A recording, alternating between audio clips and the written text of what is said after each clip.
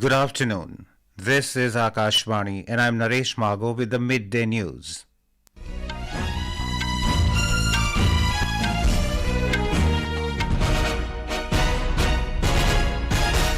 The headlines. 3-day All India Conference of Directors General and Inspectors Generals of Police discussing various internal security issues to conclude in Jaipur today.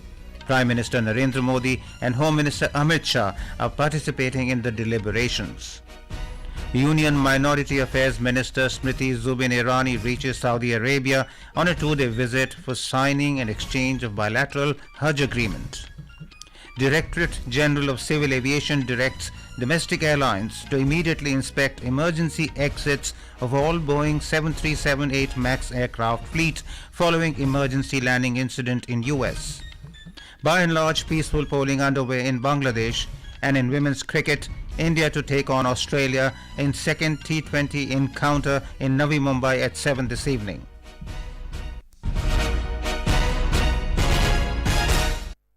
The 3-day All India Conference of Directors General and Inspectors General of Police 2023 will conclude in Jaipur today. Prime Minister Narendra Modi and Home Minister Amit Shah are participating in all important sessions of the conference. The National Security Advisor and senior officials are also taking part in the deliberations. A wide range of policing and internal security issues, including cybercrime, counter-terrorism challenges, left-wing extremism and prison reforms, are being discussed in the event. Another key agenda of the conference is to deliberate on the roadmap for the implementation of the new criminal laws. Union Home Minister and Minister of Cooperation Amit Shah will chair the National PACS Mega Conclave on the Primary Agricultural Credit Societies PACS as Pradhan Mantri Bharatiya Jan Aushadhi Kendra at Vigyan Bhavan in New Delhi tomorrow. The mega conclave is being organized by the Ministry of Cooperation in collaboration with the National Cooperative Development Corporation. Union Minister of Women and Child Development and Minority Affairs Smriti Zubin Irani has reached Saudi Arabia on a 2-day visit. Minister of State for External Affairs and Parliamentary Affairs V. Muralidharan is accompanying her in the visit. Ms. Irani is leading a delegation for the signing and exchange of the bilateral Haj Agreement 2024 in Jeddah. This occasion will also feature a bilateral meeting between Minister Irani and the Minister of Hajj and Umrah Affairs of the Kingdom of Saudi Arabia, Dr. Tawfiq bin Fawzan Al Rabia. Discussions will cover issues of mutual interest, focusing on issues related to Hajj this year. The delegation will also engage with the Indian business community and the Indian diaspora in Saudi Arabia, fostering stronger ties. Ms. Irani is slated to attend the opening ceremony of the 3rd edition of the Hajj and Umrah conference in Jeddah tomorrow. Raksha Mantri Rajnath Singh will leave on a 2-day visit to London tomorrow. He will be accompanied by a high-level Ministry of Defence delegation comprising senior officials from DRDO, Service Headquarters, Department of Defence and Department of Defence Production. During his visit, Mr. Singh will hold a bilateral meeting with his UK counterpart, Secretary of State for Defence Grant Shapps. The Defence Ministry said they are expected to discuss a wide range of defence, security and industrial cooperation issues. In a first, an Indian Air Force C-130J aircraft recently carried out a night landing at the Kargil airstrip. The Indian Air Force said, employing terrain masking en route, the exercise also dovetailed a training mission of the Garud Commandos. Citizen participation is increasing day by day in the Viksit Bharat Sankalp Yatra. People are happy to get the benefits of the welfare schemes at their doorsteps. In Maharashtra, people are expressing their gratitude for organizing the yatra. We have a report. The Viksit Bharat Sankalp Yatra is like a lively journey filled with hope, reaching out to every citizen to bring empowerment and a better future right to their doorstep. Karan Ragam is doing great with his auto rickshaw which he bought through the PM Deen Dayal scheme. मैं पंतप्रधान दीनदयाल योजना का लाभार्थी हूँ और मैंने खुद ये ऑटो महानगर पालिका की मदद से लिया। 1.5 लाख रुपए की सरकार की ओर से मदद मिली है। पहले मुझे 300-400 रुपए की आयात होती थी, लेकिन अब मुझे 700-800 रुपए से अधिक कमाई हो रही है। People are excited about the health checkup camps and the free Aviation Bharat card. मैं जो है तो इस कैंप में आया था और इस कैंप के अंदर बहुत अच्छे से मुझे जो है तो कोऑपरेट हुआ और से मेरा 5 लाख का बीमा फ्री में हो चुका है। धन्यवाद। For Akashvani, Samarjit Thakur, Chhatrapati Sambhajinagar. In Maharashtra, Rajendra, a beneficiary of the PM Swanidhi scheme from Akola, says that the scheme has helped him in upscaling his business. Rajendra Gulabrao Mishra में मैं अकोला का रहने वाला हूँ। मुझे जो पीएम स्वनिधि योजना से लाभ मिला है, उस लाभ से मेरे को पहले 10,000 रुपए मिले हैं। 10,000 से मेरा जो बिजनेस था, जो सीजनेबल व्यवसाय था, वो सुरक्षित हो गया है। उसके बाद मुझे 20,000 रुपए मिले हैं। उसके बाद और ही अच्छा हो गया। उसके बाद जो 50,000 रुपए मिले, उसे बहुत कुछ मदद हो गई। उसके बाद मुझे 1,00,000-2,00,000 रुपए मिले और मेरा बिजनेस बढ़ाना चाहता। In Chhattisgarh, a lot of enthusiasm is being seen among the people towards Vikasit Bharat Sankalp Yatra across the state.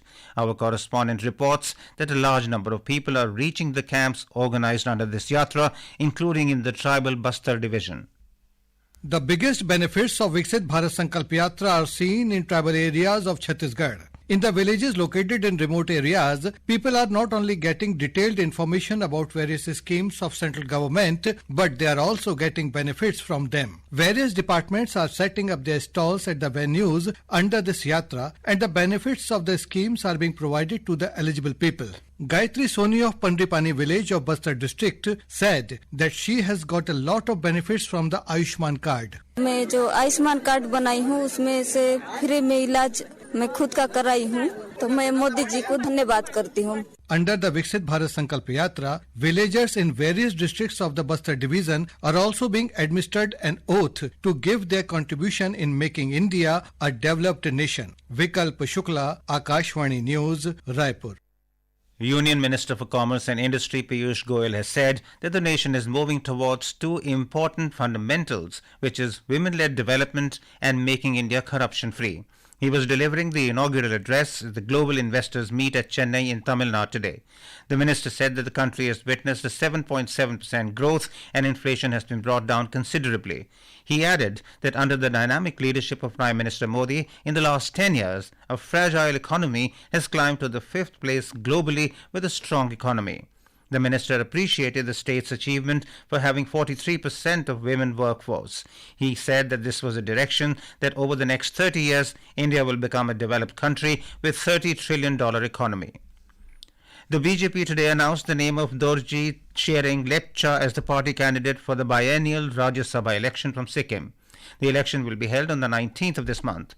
Sitting Rajya Sabha member from Sikkim, Hishe Lachungpa, is completing his term next month.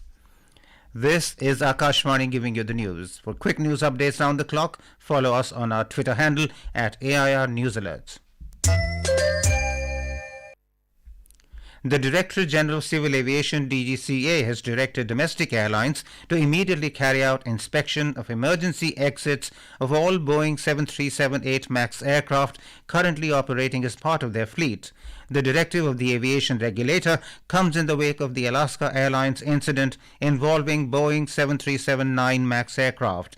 On Friday, the Alaska Airlines plane's outer section, including a window, fell off midair, leading to emergency landing at Portland in the U.S. Currently, Air India Express, SpiceJet and Akasa Air have Boeing 737-8 MAX planes in their fleets. U.S. Federal Aviation Administration has ordered immediate inspection of certain Boeing 737 MAX 9 planes before they can return to flight. The Emergency Airworthiness Directive will affect approximately 171 airplanes worldwide. Polling is underway in Bangladesh to elect members of National Parliament amid boycott and fear of violence. By and large, voting has been peaceful. The National Parliament of Bangladesh, called Jatiyo Sangshad, has 350 members, of which 300 members are directly elected through voting. They serve for a 5-year term in single-seat constituencies. The remaining 50 memberships are reserved for women who are nominated by the government. A total of 28 political parties are contesting the election, as 1971 candidates are vying for it in 299 constituencies out of a total of 300. The voting began at 7:30 this morning and will conclude at 3:30 in the afternoon India time. Here is a report from our Dhaka correspondent. According to the Election Commission of Bangladesh data, the percentage of votes cast in the first 4 hours was 18.5%. In urban areas, voting is slow, while in rural areas, voter turnout is relatively higher. The pace of voting in many centers across the country has not improved from a slow start in the morning. Stray incidents of violence have been reported from some parts of the country. By and large, voting is slow but peaceful amid calls for boycott of national election from some opposition parties, including Bangladesh Nationalist Party. Naval Sangh Parmar, Akashvani News, Dhaka. In the Pakistan-occupied Jammu and Kashmir (POJK), the uproar continues in several places across the region against the removal of subsidies and a surge in wheat prices. The protest has entered its 11th day, and the cities in the region are showing clear signs of people's increasing discontent. The protesters are displaying their firm determination towards taking the struggle ahead unless the government rolls back the price hike. Reportedly, there is an increase in the number of sit-in protesters daily. Cities in the region like Skardu, Ganche and Shigar are witnessing growing public unrest. In Afghanistan, 2 people were killed and 14 injured in a blast in Kabul yesterday. Kabul police said the explosion occurred in a bus in Dasht-e-Barchi neighborhood, an enclave of Shia community. The incident was being probed by the police. Last year in November, 7 people were killed in a blast on a bus in Dasht-e-Barchi. That blast was claimed by ISIS. The Israel Defense Forces IDF has said that it has completed the dismantling of Hamas's command structure in the northern Gaza Strip. Army spokesman Daniel Hagari told reporters that Palestinian militants are now operating in the area only sporadically and without commanders. He said Israel had killed around 8,000 militants in North Gaza. The Israeli army is now focused on dismantling Hamas in South and Central Gaza. In Japan, an elderly woman in her 90s has been rescued alive from a collapsed house 5 days after a major earthquake that hit the country. She was spotted by the rescue workers in the wreckage of a building in Suzu town yesterday. As per public broadcaster NHK, she was rushed to the hospital and was being given medical treatment. Rescue workers are leaving no stone unturned and racing against time to locate survivors under the collapsed structures. The Japanese authorities have informed that the death toll due to the quake has risen to 126, while more than 200 people are still unaccounted for. The India Meteorological Department IMD has said that very dense fog was observed this morning in some parts of Punjab, North Haryana, Chandigarh, in isolated pockets over Jammu Division, Western Uttar Pradesh and Bihar. Northern Railway has informed that 22 trains bound for Delhi are running late today due to dense fog. In Delhi, schools will remain closed for the next 5 days for students from nursery to class 5 due to the cold weather conditions. In a social media post, State Education Minister Atishi informed about the decision taken by the Delhi government. In sports news, in women's cricket, India will take on Australia in the second T20 encounter in the 3-match series at the D.Y. Patil Stadium in Navi Mumbai today. The match will start at 7 this evening. Earlier on Friday, India thrashed Australia by 9 wickets at the same venue. For India, left-arm bowler Tita Sadhu was the player of the match for her amazing bowling performance. Navy Chief Admiral Hari Kumar has said that India has deployed 6 warships in the anti-piracy and anti-drone operations to shore up its seafaring prowess. Talking to media in New Delhi yesterday, Admiral R. Hari Kumar said the number is going to go up further. He said a proposal has been submitted to the government in this regard and clearance is expected shortly. The Navy Chief said, "This deployment is part of a broader initiative to deal with the challenge in the Arabian Sea and the Gulf of Aden." Highlighting the Navy's preparedness, he said some warships are already equipped with anti-drone capabilities and the Indian Navy is working on the induction of these capabilities in others. And now, before we end the bulletin, the headlines once again. 3-day All India Conference of Directors General and Inspectors General of Police discussing various internal security issues to conclude in Jaipur today. Prime Minister Narendra Modi and Home Minister Amit Shah are participating in the deliberations. Union Minority Affairs Minister Smriti Zubin Irani reaches Saudi Arabia on a 2-day visit for signing and exchange of bilateral Haj Agreement. Directorate General of Civil Aviation directs domestic airlines to immediately inspect emergency exits of all Boeing 737-8 MAX aircraft fleet following emergency landing incident in the US. By and large, peaceful polling is underway in Bangladesh, and in women's cricket, India to take on Australia in second T20 encounter in Navi Mumbai at 7 this evening. For details of these stories and more, log on to our website newsonair.gov.in and News on AIR app. And with that, we end the midday news.